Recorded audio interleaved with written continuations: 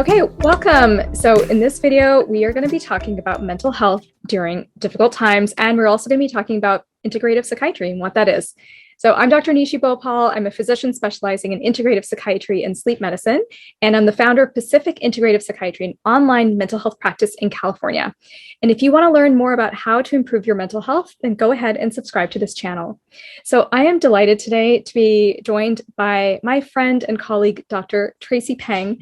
Dr. Tracy is an integrative psychiatrist, a specialist in combining conventional and complementary therapies as appropriate. And her special interests include mindfulness approaches to psychotherapy and the use of both Western and Eastern approaches to treat anxiety and depression. Welcome, Dr. Tracy. Thank you. So good to be here. I'm really delighted to have you. And we both share this passion for integrative psychiatry and integrative mental health. And there's kind of this idea that integrative psychiatry is like a new paradigm in psychiatric treatment, but it's actually very old. It's based on ancient principles. And I just think of it as kind of like it's good psychiatry, like it's just good medicine. So could you share more about like how you got into integrative psychiatry and a bit about your work in this area? Yeah, so I think it's about good humanhood, actually. And you're right, like a lot of the traditions like Ayurveda and traditional Chinese medicine have thousands of years behind them. But, I actually got into integrative psychiatry because I was suffering. I think that's pretty common for a lot of people. I started meditating maybe like 6 to 8 months before I started medical school. And it was more as a way to heal. It's not only kind of a way to heal, but it's also a way to grow. Different practices, meditation practices, energy practices, psychotherapy, depth work.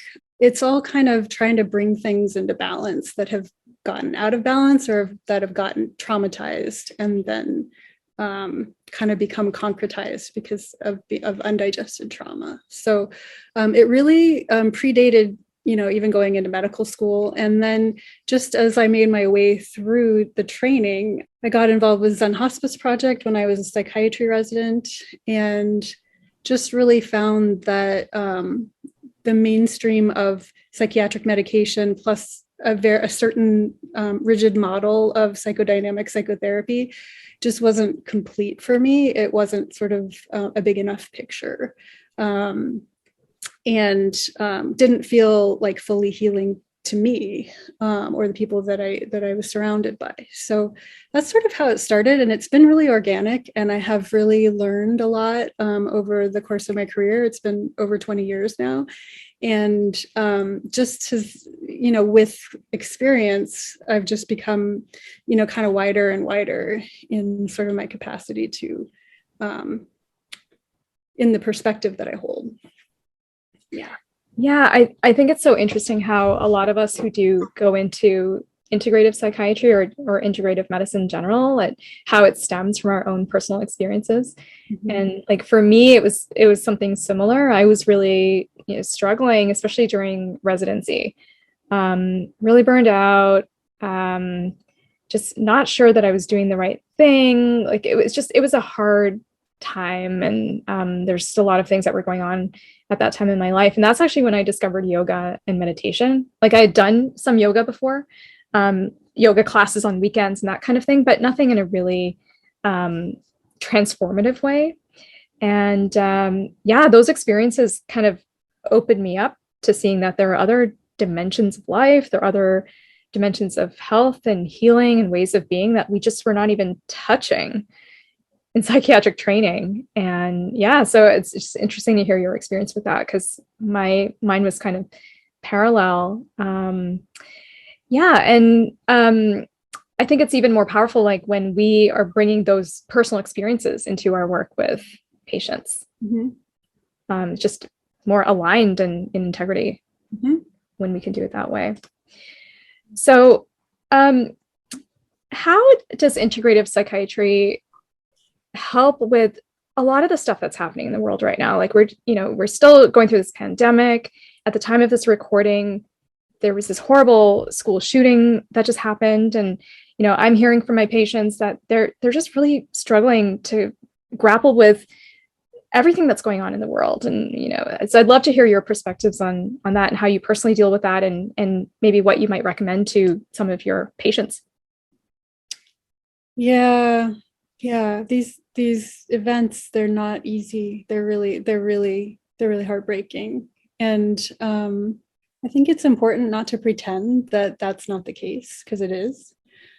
I think of myself as an integrative and holistic depth psychiatrist. And so to me, what that means is like a perspective, sort of like the 10,000 year perspective or the bird's eye perspective, where you can kind of, if you're flying over, land, you can kind of see where things might be out of balance. And you can kind of have ideas about how to bring things more into balance, potentially, if you're sort of holding that wider view.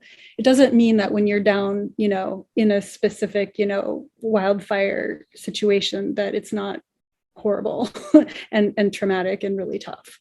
But something about being able to kind of see the big picture and rest in the big picture gives you more of a sense of what the options might be for becoming part of the solution to any given thing.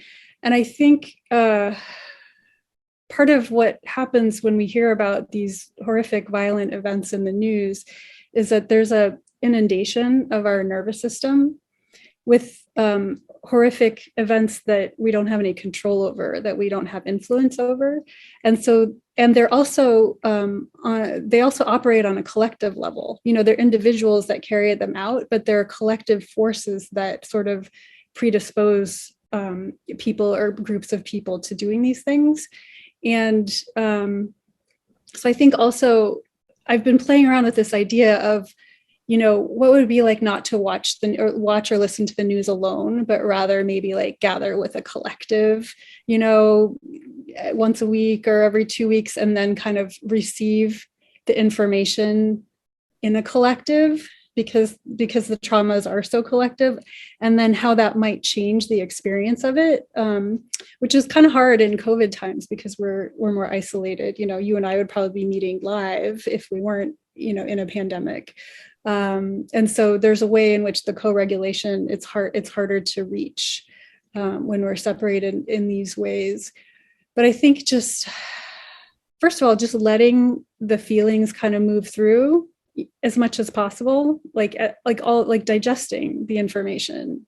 And that takes slowing down, that takes not being inundated, like regulating like the amount of times, because the news diet of violence is, it's a toxic diet. And so you have to really titrate, like how often, how much am I going to take this in? And so there are just kind of multiple levels on which you can kind of regulate yourself individually, think about how might you regulate yourself collectively. And then, from that wisdom and that wider perspective, what action is obvious to be taken next. But I do feel like people tend to feel better when they're engaged in something that feels like the solution or feels like the rebalancing of something that's really out of balance.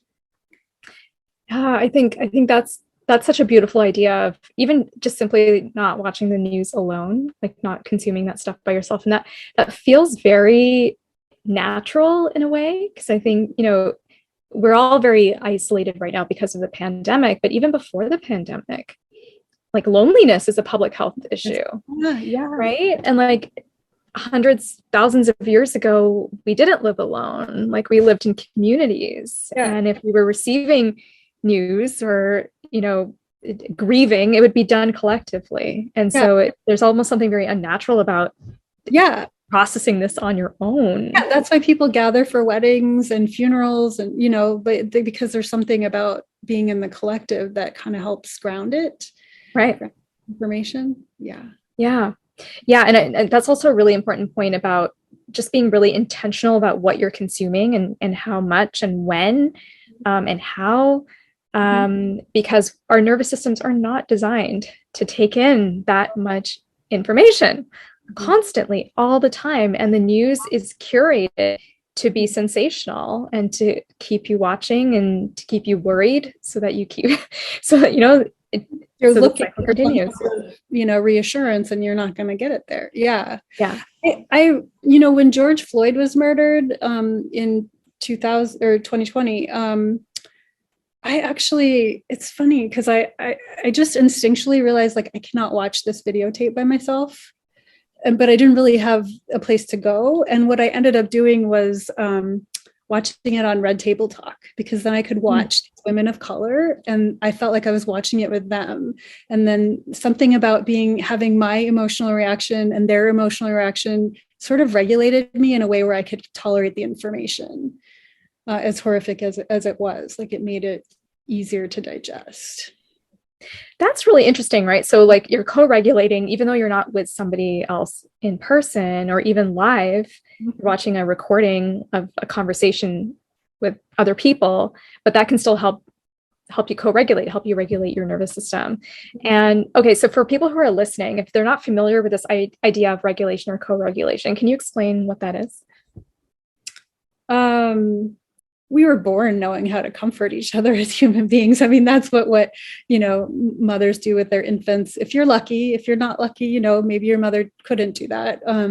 But the way that you might rock your child, or just kind of tell your partner about your bad day and then start to feel a little better, depending on the response of the person. Sometimes the person is like, I can't help you. I'm up to here. But, ideally, if you're talking to somebody who's grounded and kind of doing okay, there's a way in which we can lend our nervous systems to one another. And that idea too, of what you were saying before, the idea of balance, when we're out of balance, it's harder to regulate. And so that's why co-regulation is really helpful, to have somebody, help you almost remember who you are. Like, there's this idea in Ayurveda that illness happens because we've forgotten who we are. We've forgotten that we're part of this collective and we're part of something bigger than ourselves. And that's an unconscious forgetting. It's not like we've decided to forget or we're ignoring it necessarily, but there's like this unconscious forgetting that happens individually and on a collective level. And so when we can reconnect with that, that's when healing and balance can happen.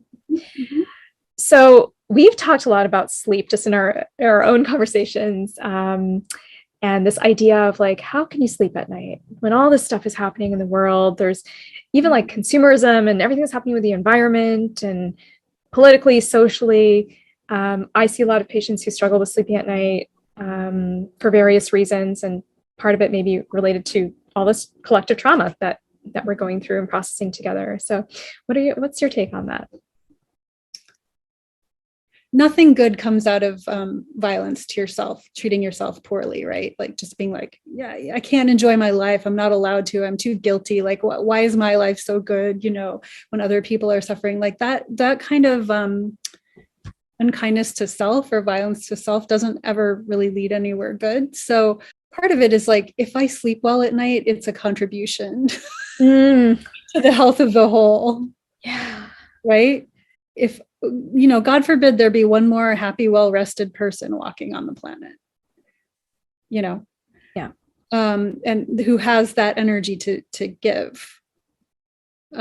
So thinking that you're helping by keeping yourself suffering, just be kind to yourself. But then once you're feeling better, once you're doing a little better, don't lose touch with the fact that, you may have something to offer people that aren't feeling better yet and, or who are being really crushed by circumstances in the way that you aren't. Right.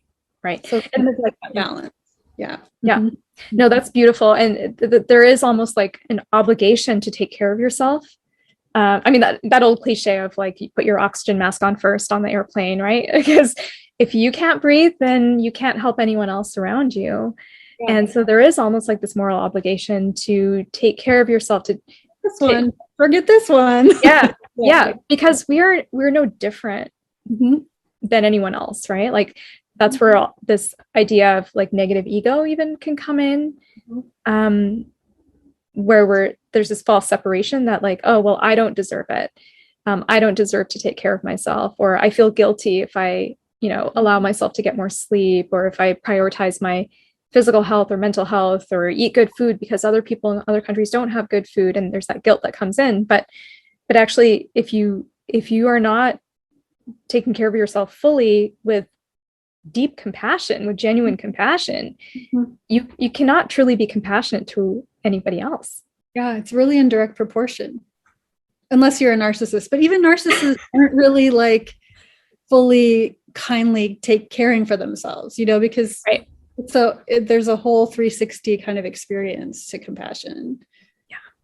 Yeah, that's exactly right. That's because you have to have empathy to have compassion. And narcissists, I mean, that's one of the key features, right?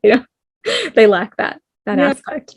But so self-compassion, I mean, for me, self-compassion was such a revolutionary idea because like we don't, like in my cult, like I grew up in an Indian family, like self-compassion is not a thing, even though it's rooted in Eastern wisdom. Like practically, it's not something that we grow up. I don't think a lot of people grow up with this idea of self-compassion. It's a skill that many of us can learn later in life, but that idea was just not inherent. And so when I started hearing about that, learning about that, it was like, whoa, okay. It's so deeply healing. And I really am a proponent of teaching people self-compassion in my practice. Because I think it's really a missing link in mental health. Yeah, very, very powerful. Foundational. Yeah. You have spoken about emotional constipation in your videos. I love your videos. They're just so insightful and helpful for people. So what is emotional constipation? What does that mean?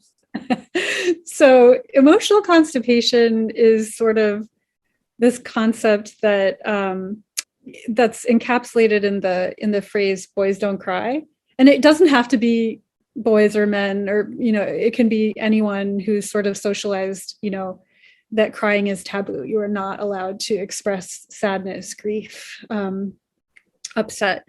And anyway, boys don't cry is basically the emotional equivalent of saying boys don't poop. So, these are natural human detox processes, pooping, crying, and they are messy, you probably are not kind of wanting like a picture taken of you when you're kind of going through these detox processes, but they are of prime importance. Without that, you don't detox and compost your waste, be it physical or emotional. And when you don't do it on an emotional level, you end up with people who are very emotionally constipated. And often what that means is the grief and the sadness that would have been released with the crying instead gets sort of shunted into often anger or irritability or sometimes anxiety. And that can lead, and if that's compacted over time, it can really lead to violence and lashing out. So it's a conversation I've had over and over again with different patients over the years. And I could just watch the light bulb go off. Some people, and I was actually raised that way. Like I come from, both of my grandfathers were in the military. And so there's a sense of like, don't do that. We're not crying here.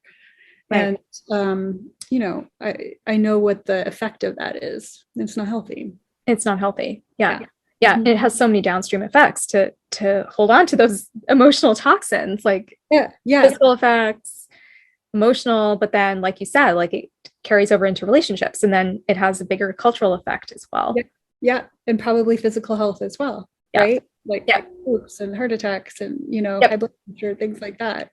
And it's a whole learning process of like, how do you reverse that? Like once you've really like shut down that capacity, like how do you open enough to be able to feel your sadness again and feel your grief again and feel safe enough to like let that move and let the crying happen? And because it is a vulnerable process that feels taboo to so many people.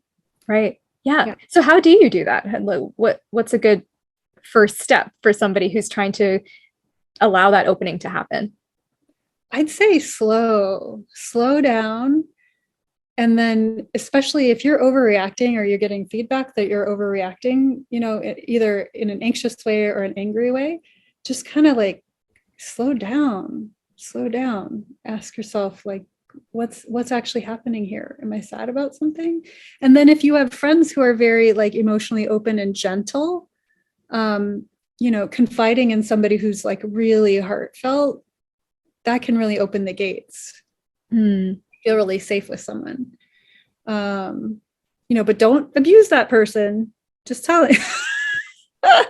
Don't think that just because they're gentle that you can now steamroller over them. Right. Respectful, I'm telling you. Respect the empaths. That's exactly. Yeah. But yeah, that slowing down and just breathing and being in your body, helpful. And then getting curious, just asking yourself, okay, what am I feeling? What's going on with me right now? Sometimes redirecting the energy from up here to the heart.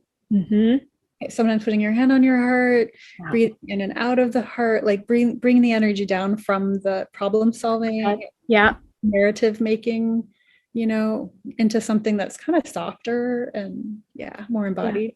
Yeah, I love that. And I love that practice of hands to heart. And that ties back again to the self-compassion aspect that we were talking about, where like really getting curious with yourself it's an act of compassion. It is. And then you start noticing the ways that you shame yourself. Like you'd be crying and you're apologizing because you're, that's very common. Yep. Sorry, like that whole, like, I shouldn't be doing this, and I don't want to shame that because like that's not helpful either, but just like that's a symptom of the blockage. Yes, that is absolutely a symptom. And I think, we probably both see that a lot with our patients in our practice where, they start crying and then they apologize for it, or they apologize for taking up space for like, oh, well, someone else could have used this appointment, or I don't want to waste your time. Yeah. And these are all symptoms of that. Yeah. Emotional constipation. Yeah. Of like, I shouldn't need this, but I do. Yeah. Usually at that point, when we were meeting in person, I would direct their attention to the tissue box, and just be like, that's here for a reason, only culturally sanctioned place where that can happen, in Western culture, unfortunately, but, wish we had more. Yeah, absolutely. And so again, for people who are watching this or listening in, these are all skills that can be learned, right? Like you can develop this awareness and this compassion. It's not something that's just innate. Anyone can learn it, and everyone deserves therapy, right? So for anyone who's like, oh, I don't deserve to take up space in therapy, or I don't really need it, everyone can benefit. Maybe I'm biased because I work in this field. But it's like, do you deserve to have a personal trainer? Right. It's really that simple. It's just like the emotional and mental equivalent of that. Yeah. Yeah, absolutely. And emotional. So, I mean, one way that I talk about it is in this term, emotional fitness. Like there doesn't have to be anything really quote unquote wrong, or anything necessarily, not even necessarily something specific that you're working on, like, a relationship or something like that. Sometimes therapy can be really helpful just to work on your emotional skills, your regulation, self-exploration, working on your emotional fitness, improving your communication, just becoming more self-aware. There's so many benefits that people can experience from therapy. Yeah, I definitely feel like everyone should have therapy. Yes. Across the board. Yes. Actually, people, will be shamed for it. Other people will be like, oh, you see a therapist, like as if you're damaged and you're, but actually I find that the people that I see for therapy are ahead of the curve. Like they're taking things, they're being proactive about self-healing. And so they're causing less problems generally than the people who are like, have a lot of stigma against mental health care. Yep.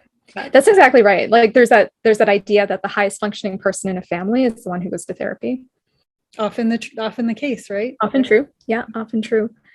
And I mean, the good thing is that now there's just much more awareness about mental health. Mm-hmm.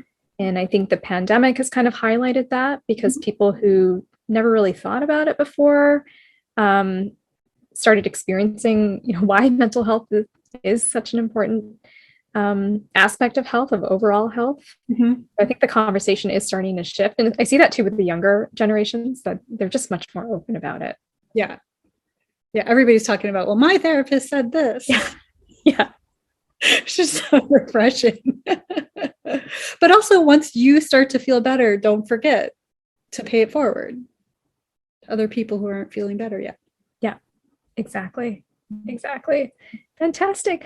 Well, thanks, Tracy. Thanks for joining me today. This was so interesting. And I know we can just keep going on and on, but I think this was really helpful. And, hope for anyone who's listening, if you've been on the fence about therapy, or you're just interested in learning more about self-compassion or coping skills or anything like that, I hope this has been helpful. And there's lots of tools and resources out there, and I'll put some of those in the video description under this video. So Tracy, where can people find out more about you? So the only thing that I have on social media is the little YouTube channel that I started, which is called Visionary Mental Wellness. And it's just little, very short clips of things that, I thought, well, after 20 plus years in practice, do I have anything that might be helpful? And so just started kind of putting those things out. And then just kind of email, my website, Yeah. Perfect. Great. Yeah. So I'll put those links under the video as well. Yeah. Well, thanks again. Thanks so much for joining me.